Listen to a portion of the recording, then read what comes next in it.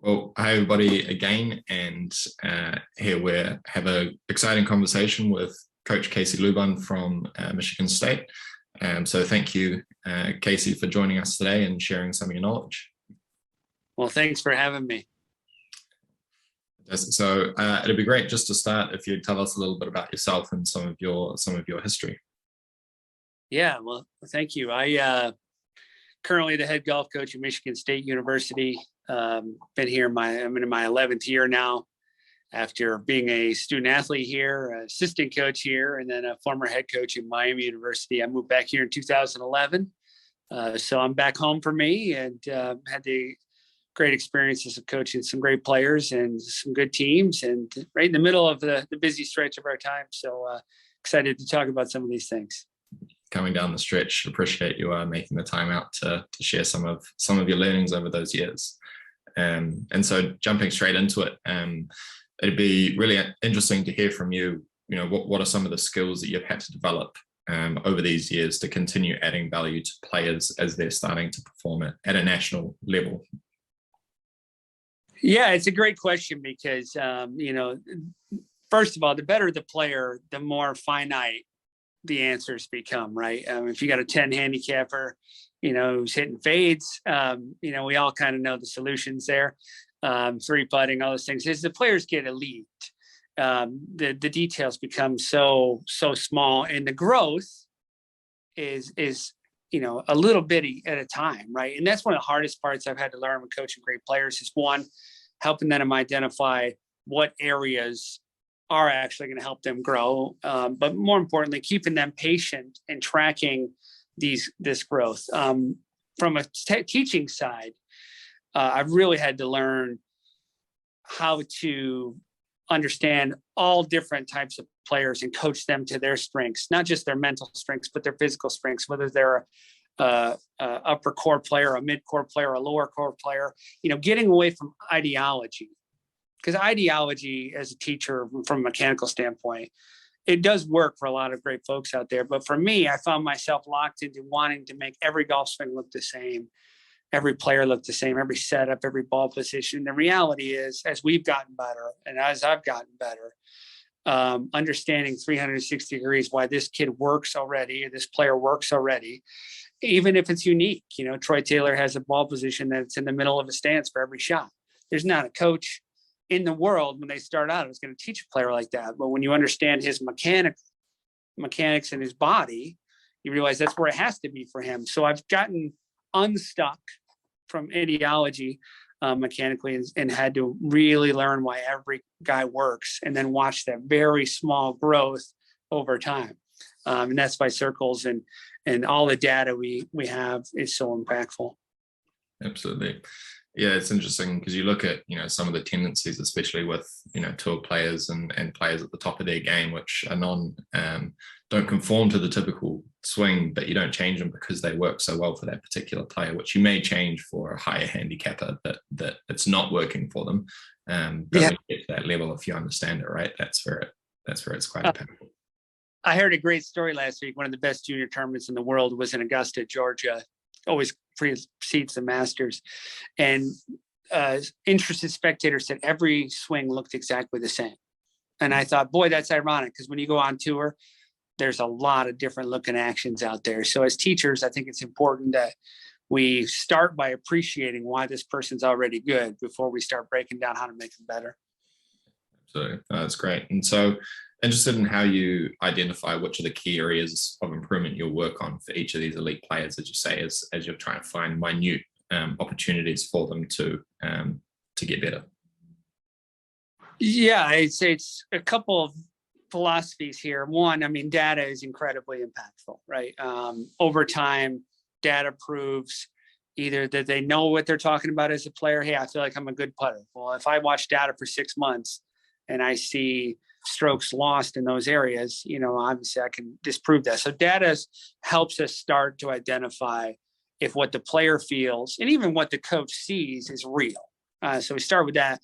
And then 2 guiding principles here. Yes, we always like to know where a player can pick up the most shots, strokes gained, pitching, chipping, putting, bunker play, driving, whatever it is, but having an awareness of those and making moves towards making your weaknesses better is important. It happens everywhere. But the most important thing we've learned is, why is a player good already?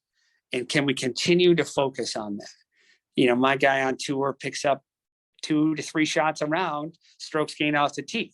Now, he's a very marginal putter and I'm going to say wedge player for the tour level, but he's picking up so many shots, you know, from the tee, that I need to keep him strong in that area. If you got a great putter, Jordan Spieth, he needs to continue to be strong in that area. So identifying weaknesses, creating plans to fix them, but more making sure that they're continuing to have their strengths be their greatest assets. You know, Tiger was the best iron player in the world for how long?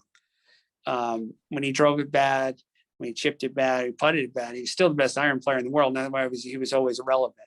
So as a coach, mentally, physically, everything, make sure that the strengths are, one, understood by the player, appreciated by the coach, and continue to work on, and then identify areas you can chip away at from a weakness standpoint. Data is going to drive all those discussions. Yeah, absolutely. And the confidence that a player gets in the knowledge of those strengths as well, right? When they stand into a particular shot and they know that this is their area that they're going to be able to dominate the game. Yeah, I mean, if our U.S. amateur champion, James Pyatt, I mean, he knows he's one of the best ball strikers on planet Earth. I remind him of that often, you know, especially when he's hitting it bad. Like, this is an aberration. We don't need to change much. We need to get back to what we do and keep your strength. One of the things he said before he won the USAM is he says, I feel like I'm the best player in the field.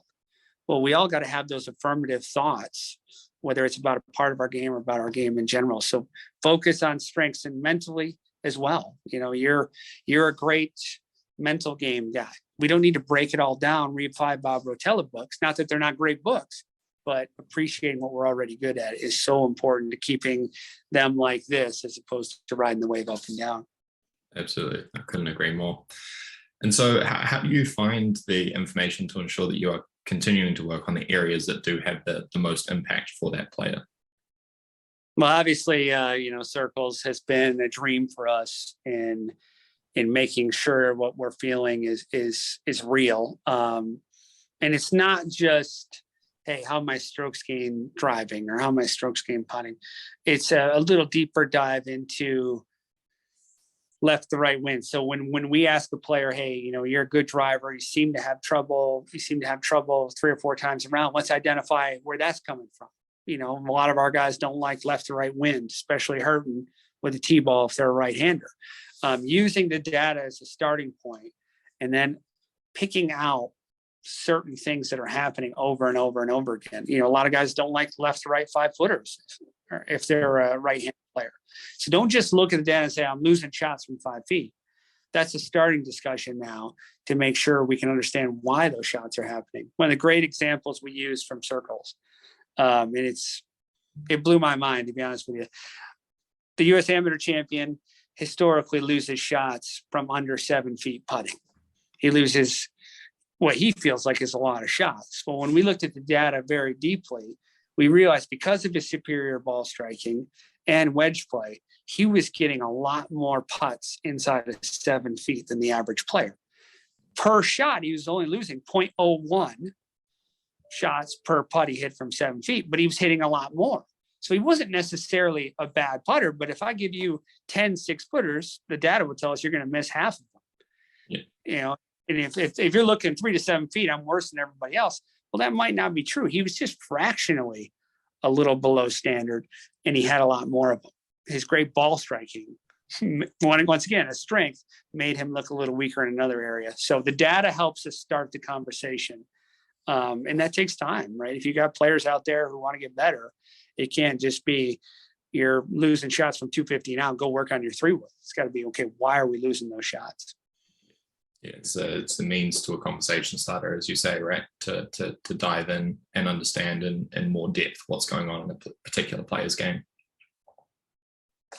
Absolutely, and that's where having an easy to read stats program is great, because we can all get there faster, and being able to input it has helped us. So I've been impressed with how our guys have embraced going into the details now. It's not overwhelming enough where they just look at it and fog glass over. They see starting points and then they go work on it. Yeah, absolutely. Fantastic. I'm really interested in how you structure your coaching program to support, you have a caliber of, or you have a suite of high caliber players that all have those different needs. How do you structure your training program to kind of address those different needs in players that you work with? Well, it's when you got 9, 10 players like we do, we're all elite at some level. There's some basic core principles they all have to have. And for me, it always starts with chipping and pitching, right? You can practice ball striking too much, especially if it's blocked ball striking where you're just standing there hitting 7-irons. You can practice putting too much, to be honest. If you're just standing there hitting 4-footers 100 a day, that's not always going to lead to success. So the only universal thing we structure every day is short game. And short game is like a snowflake for those of us in Michigan who are familiar with snowflakes. They're all a little different, right? Every chip you're ever going to hit, every pitch you're ever going to hit is going to be just fractionally different lie, different bounce, different conditions. So everything's structured around, pitching 50 yards and in daily. After that, it comes down to coaching each player by their measurements, not putting a universal mandate on it, right? Okay, I watched 3 guys hit in the water this week off the tee. We're all going to work on drivers. No, we generally, after that, we give them what we call an hour and a half of unstructured time that's data driven. So some guys are going to be hitting balls, some guys are going to be putting, some guys are going to be hitting bunker shots. Try not to put all our players in a box. Try to give them that freedom to use their data every day. Now, I'm a left brain, straight line guy, right? So part of my coaching is training guys who think like me to, I like straight shots, I like straight putts, to get them to be more variable in their practice, curving the ball around. Some guys are golfers and they need to learn how to practice as opposed to playing. Some guys are practicers who need to learn go shoot 62. So every day it's identifying more of what the player needs than what the coach desires, right? And that gets hard because there's 10 of them and 2 of us, but every day structured around short game and then a variable practice for them. Yeah, and I guess the focus on the short game comes down to, again, the knowledge that's the lever for players to win, right? That's the consistent that is what has the biggest impact on a player. My favorite stat of all of this has been 81% of the time on the PGA Tour, the leader in scrambling wins. We can talk about a lot of things, but the guy who leads in scrambling wins. And some of that's where they leave the ball in ball striking for sure. But it's a pretty universal stat that when I ask that question to groups or I'm speaking to people, I said, what's the number one stat category that always seems to indicate success? Nobody guesses scrambling. So when we start with that, if we're getting up and down on a par 5, if we're missing 2 greens a day, even if we're striking it that good and we're still getting up and down, it's universally accepted that that's going to lead to dollars as a pro golfer and to trophies as an amateur player. Absolutely. And look, speaking of, we won't hold you any longer, so that you can get out there and get some more of those trophies into the cabinet as you come down the stretch. So look, really appreciate your time today, Casey, and the opportunity to be able to share some of the wisdoms that you've picked up over the years. And I wish you and the players that you're supporting through the season all the best as you come down towards the end of spring. Well, thank you. I'm leaving for Augusta National tomorrow for some final prep with U.S. Amateur Champions. So we'll hope some of these lessons work at the Masters here in a couple of weeks. Thank you so much. All the best to you and James, and enjoy Augusta, eh? Thank you. Okay.